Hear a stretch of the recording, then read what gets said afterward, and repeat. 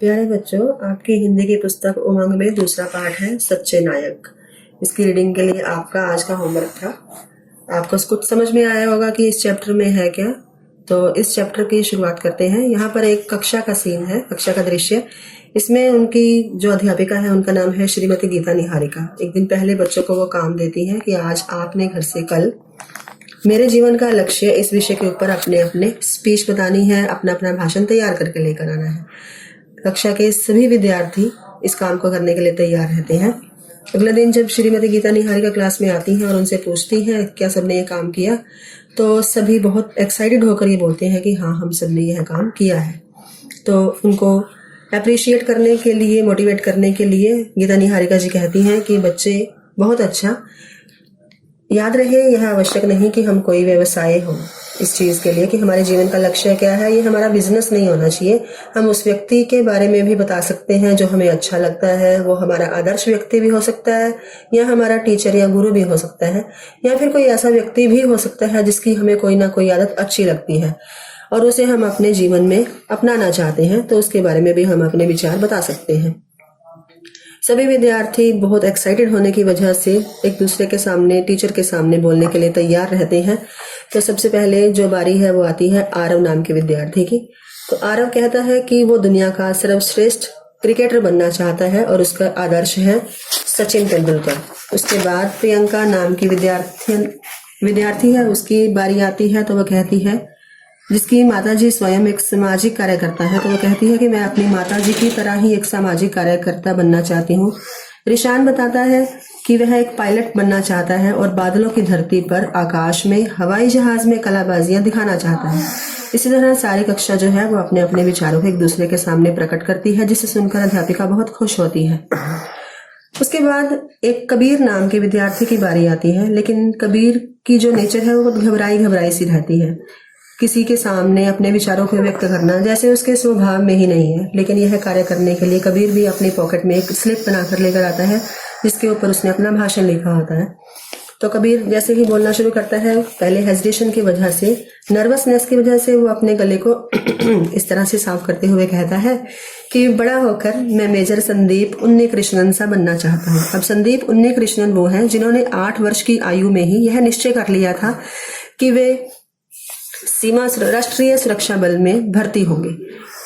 जब वो राष्ट्रीय सुरक्षा दल में भर्ती होते हैं तो उनकी नियुक्ति वहां हो जाती है जहां पर ताज होटल को आतंकवादियों ने घेरे हुआ था। मेजर संदीप कृष्णन ताज होटल को आतंकवादियों से मुक्त कराने वाले दल में शामिल हो जाते हैं। मेजर संदीप उन्नीकृष्णन ने ताज होटल पर हमला करने वाले आतंकवादियों के साथ घमासान युद्ध किया। इस युद्ध को उन्होंने बेखौफ ढंग से किया। जब उनका एक साथी भी इसमें घायल हो गया, अपने उस साथी की जान को बचाने के लिए उन्होंने उसको वहीं पर छोड़ दिया, लेकिन अपनी जान की परवाह न की और अपने साथियों को, सैनिक गजेंद्र सिंह को बचाने का प्रयास किया, परंतु वे स्वयं इसमें नहीं बच पाए।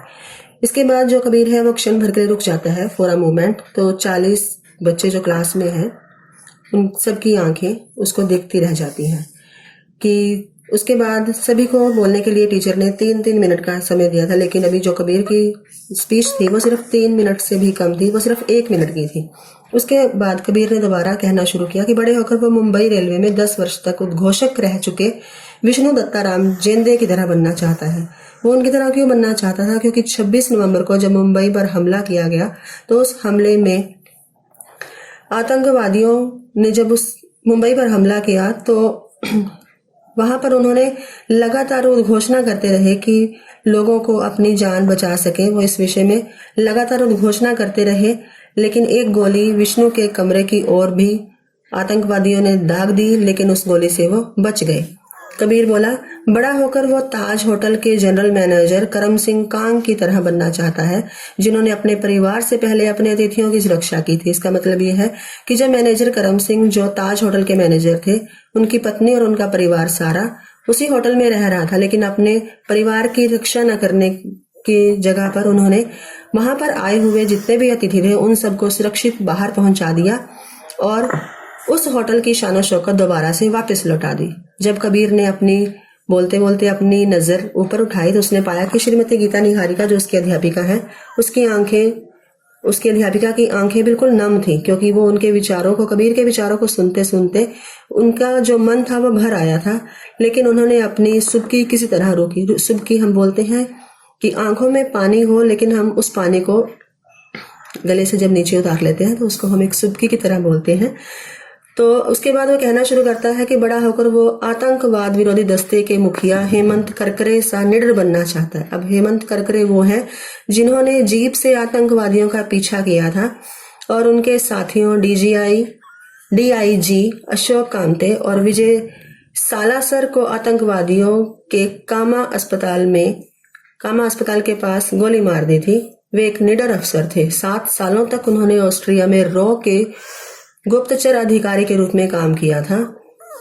उसके बाद कबीर कहता है कि मैं बड़ा होकर मोहम्मद तौफीक शेख बनना चाहता हूँ, जिसे सब लोग छोटू चाय वाले के नाम से जानते हैं। वो ऐसा इसलिए बनना चाहता है क्योंकि मुंबई सेंट्रल स्टेशन के बाहर वो एक दुकान लगाता था। जब वह उन लोगों में से एक था जिन्होंने घायल लोगों की सेंट जॉर्ज अस्पताल पहुंचने में मदद की थी। अगर तो मोहम्मद तौफीक शेख इस तरह की मदद ना करते तो बहुत से घायल लोग उन लोगों में शामिल हो जाते जिनका इलाज ना होने पर या फिर जिन्हें समय पर ना पहुंचाने पर उन्होंने दम तोड़ दिया था। उसके बाद कबीर कहता है कि बड़ा होकर वो आया सेंड्रा सैमुअल जैसा बनना चाहता है। आया सेंड्रा सैमुअल वो शख्सियत हैं जिन्होंने 2 वर्ष के मासूम मेशो होटल्स बर्ग की जान बचाई थी। ये 2 साल का एक छोटा सा बच्चा था। आतंकवादी हमला जब नवंबर 2008 में हुआ तो उस हमले के दौरान मासूम मेशो होटल्स बर्ग के माता पिता जो है वो उस हमले में मारे गए थे। तो सेंड्रा ने मेशो को उनके नरीमन के घर पर हुए हमले में बचा लिया था। जैसे ही कबीर अपना भाषण समाप्त करते हैं तो पूरी कक्षा एक साथ खड़ी होकर जोरदार तालियां बजाती है। श्रीमती निहारिका बहुत खुश होती हैं, इतना खुश कि उनकी आंखों से आंसू आने शुरू हो जाते हैं और जल्दी से वे अपने आंसुओं को पोंछ लेती हैं। लेकिन अपनी कक्षा में इस तरह के होनहार विद्यार्थियों को देखकर उनका मन बहुत खुश होता है। वो इस बात को लेकर बहुत ही खुश हो जाती हैं कि उनकी कक्षा में इस तरह के बच्चे हैं जो सद्भावना, शांति, सहनशीलता और निस्वार्थ भावना के साथ अपने देश के मजबूत स्तंभ बनेंगे। भारत एक दिन आतंकवाद से अवश्य मुक्त होगा और विश्व को राह दिखाएगा शांति की।